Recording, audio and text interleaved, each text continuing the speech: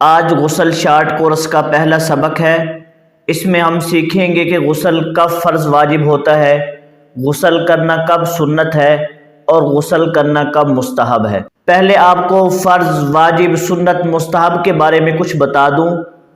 فرض واجب کا مطلب یہ ہے کہ اگر غسل نہ کیا جائے تو انسان عبادات کے لائق نہیں ہوتا، یعنی نمازیں وغیرہ قبول نہیں ہوتی۔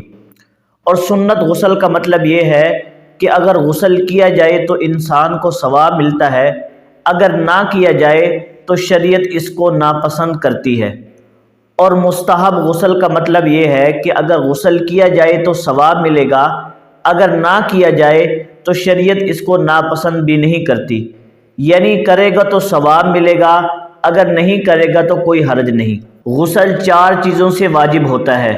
نمبر 1، جنابت، یعنی منی اپنی جگہ سے شہوت کے ساتھ جدا ہو کر جسم سے باہر نکلے تو غسل واجب ہوگا۔ اب یہ نکلنا چاہے بیوی کے ساتھ ہم بستری کرنے کی وجہ سے ہو یا پھر احتلام کی صورت میں ہو یا اس کے علاوہ کسی بھی صورت میں منی اپنی جگہ سے شہوت کے ساتھ جدا ہو کر جسم سے باہر نکلے گی تو غسل واجب ہو جائے گا۔ احتلام یعنی نیند کی حالت میں انزال ہونا، یہ مرد عورت دونوں کو ہو سکتا ہے۔ ایک انسان صبح کو جاگا، اس نے اپنے کپڑوں پر منی کے قطرات دیکھے تو اس پر غسل واجب ہو جائے گا، چاہے اس کو خواب یاد ہے یا نہیں یاد۔ اسی طرح ایک شخص نے خواب میں دیکھا کہ مجھے احتلام ہو گیا ہے، لیکن صبح کو جب اس نے شلوار دیکھی تو کسی قسم کے نشانات نہیں تھے تو اس پر غسل واجب نہیں ہوگا۔ خلاصہ کلام یہ ہوا کہ جب شلوار پر منی کے قطرات دیکھے گا تو غسل واجب ہو جائے گا۔ ایک بات سمجھ لیں، ہمارے جسم کے اندر ایک ایسا حصہ ہوتا ہے جہاں پر مادہ منویہ یعنی منی موجود ہوتی ہے۔ جب انسان پر شہوت غالب ہوتی ہے تو یہ مادہ منویہ اس مقام سے چلتی ہے، اس وقت انسان پر شہوت بہت شدید محسوس ہونے لگتی ہے اور بہت لذت محسوس ہوتی ہے۔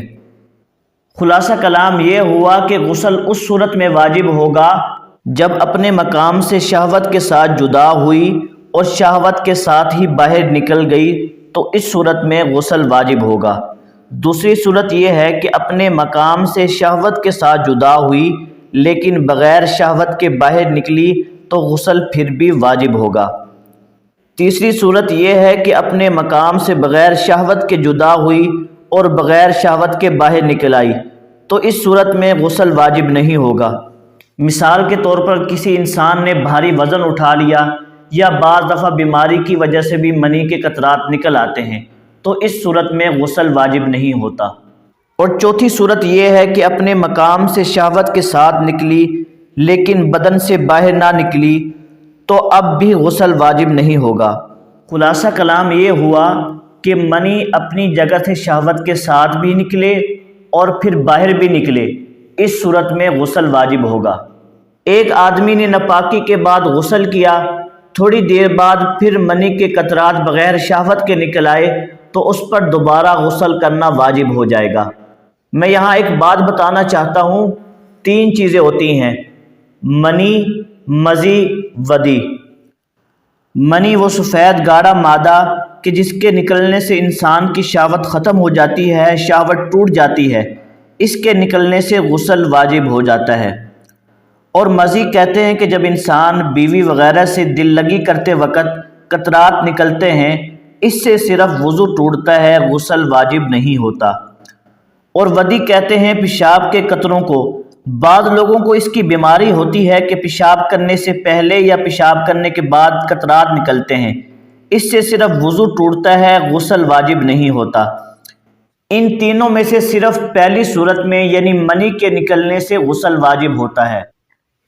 یہ پہلی وجہ تھی کہ جس کی وجہ سے غسل واجب ہو جاتا ہے۔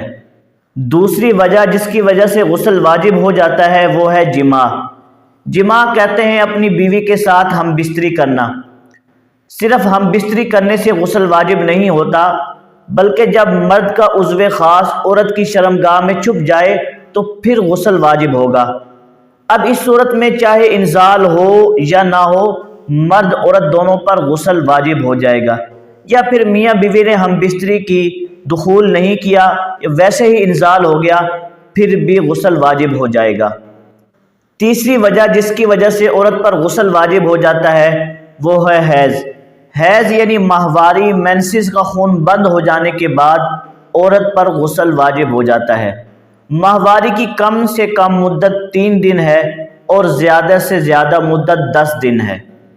چوتھی وجہ جس کی وجہ سے غسل واجب ہوتا ہے وہ ہے نفاس۔ جو بچے کی ولادت کے بعد خون آتا ہے اسے نفاس کہتے ہیں۔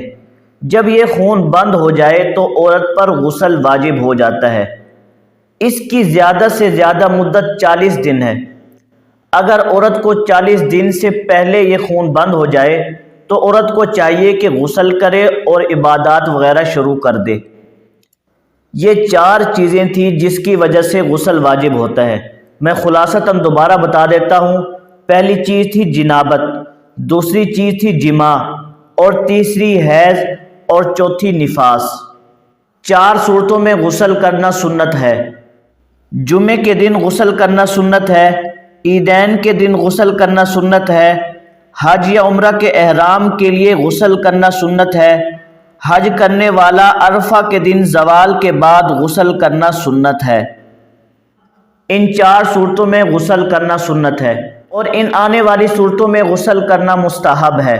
مسلمان ہونے والا اگر وہ پہلے پاک ہو تو غسل کرنا مستحب ہے، پچھنے لگوانے کے بعد بھی غسل کرنا مستحب ہے، مردے کو غسل دینے کے بعد غسل کرنا مستحب ہے، لیلۃ القدر کی رات کو غسل کرنا مستحب ہے، مدینہ شریف میں داخل ہونے کے لیے غسل کرنا مستحب ہے، کسی گناہ سے توبہ کرتے وقت بھی غسل کرنا مستحب ہے، نیا لباس پہننے کے لیے غسل کرنا مستحب ہے، سفر سے واپس آنے پر غسل کرنا مستحب ہے، خوف اور مصیبت کی نمازوں کے لیے غسل کرنا مستحب ہے، مجلسوں میں شرکت کے لیے غسل کرنا مستحب ہے۔